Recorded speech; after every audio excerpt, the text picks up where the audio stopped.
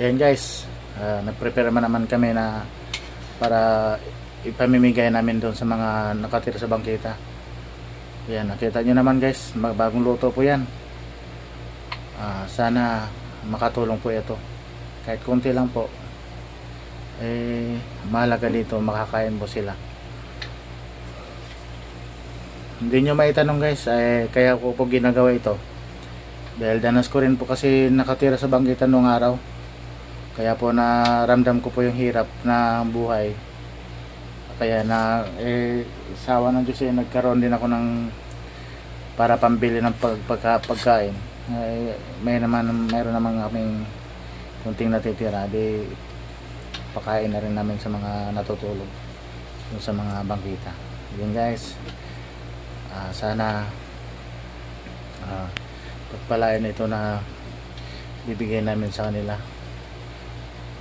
Kaya namin pinakita ito guys pagluluto. Baka sabihin ito naman hindi bagong luto.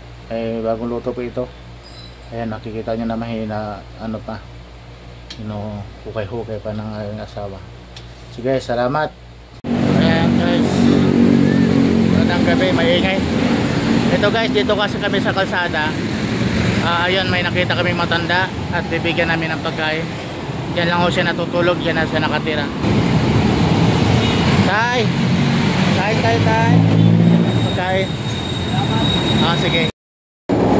Ayun guys, mayroon na naman kami nakita dito.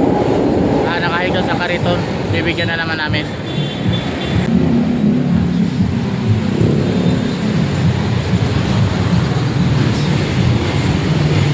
Tay! Pagkain.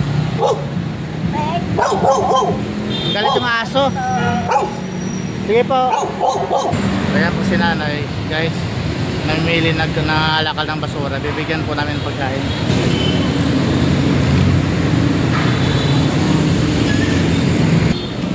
Kaya okay po.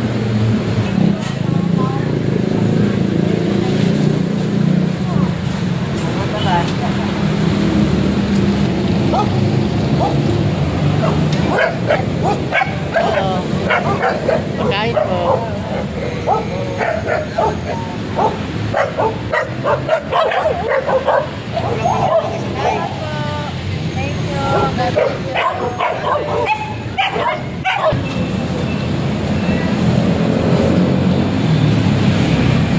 Kuya, pagkain po.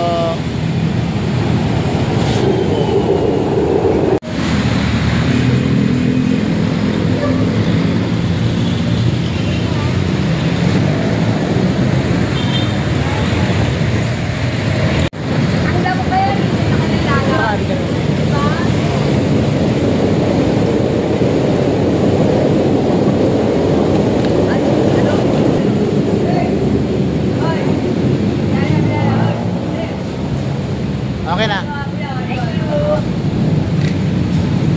Kawawa naman guys.